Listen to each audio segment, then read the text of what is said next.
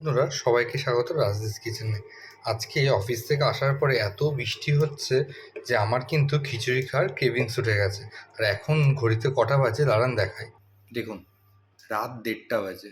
রাত 1:30টার সময় এই খিচুড়ির ক্রেভিংস উঠেছে।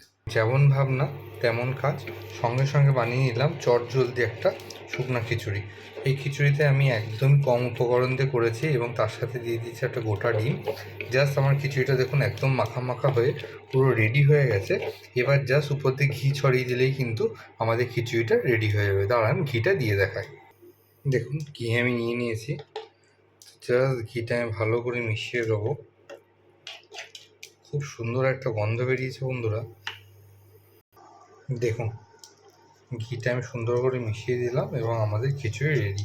তো কে কী রাত্রিবেলা আমার মতো এরকম ক্রেভিংস উঠলে রান্না করে খেতে ভালোবাসেন অবশ্যই জানাবেন। আজকে এই পর্যন্ত, টাটা।